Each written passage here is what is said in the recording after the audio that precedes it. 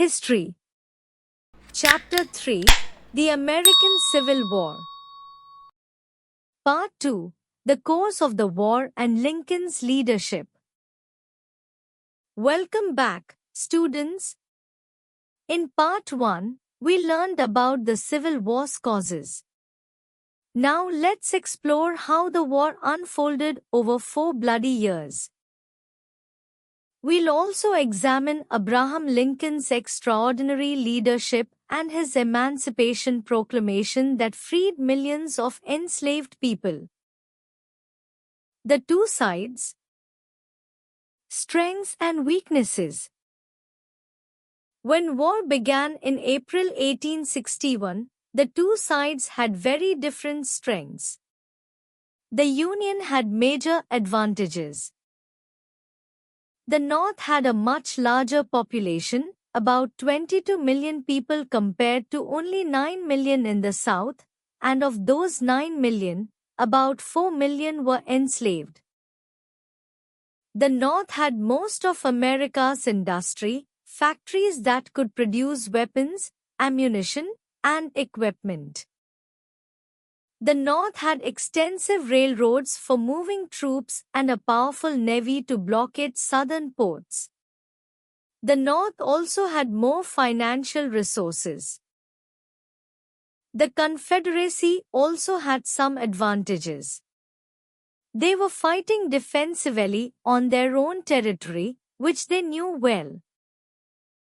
They had talented military leaders trained at West Point. Many Southerners were experienced hunters and horsemen. Most importantly, they were fighting for their homeland, which gave tremendous motivation. The early years, Southern success. In the war's first 2 years, the Confederacy was surprisingly successful. Southern generals like Robert E. Lee and Stonewall Jackson proved brilliant. Lee especially was a tactical genius who won battles even when outnumbered. Confederate forces won important victories at Bull Run, Fredericksburg, and Chancellorsville.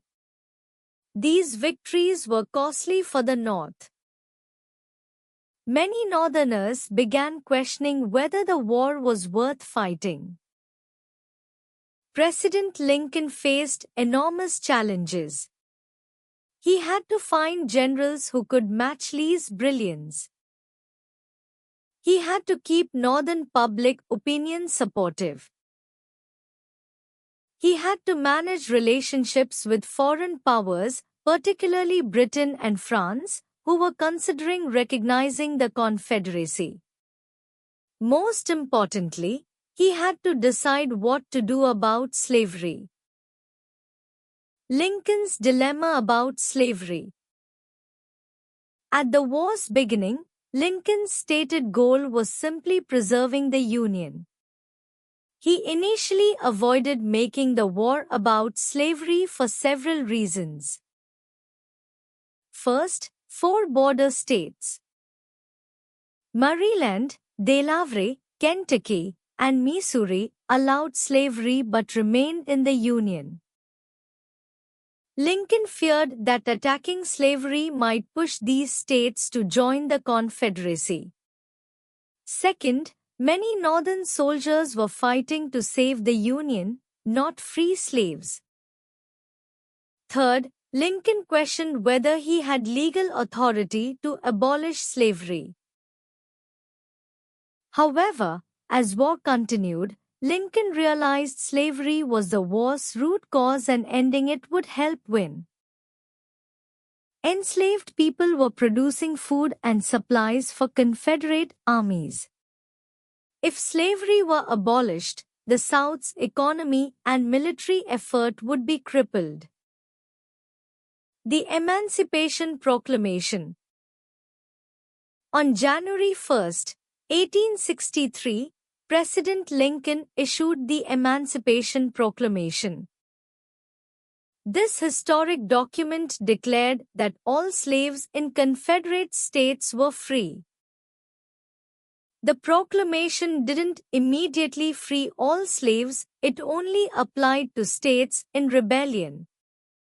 It didn't affect border states or areas already under Union control. Lincoln did this for legal reasons. As commander-in-chief during wartime, he could seize enemy property, but couldn't legally free slaves in loyal states. Despite these limitations, the proclamation was revolutionary. It transformed the war's purpose. Now the war wasn't just about preserving the Union, it was about ending slavery and creating a new birth of freedom. The proclamation had several important effects. First, it prevented Britain and France from recognizing the Confederacy.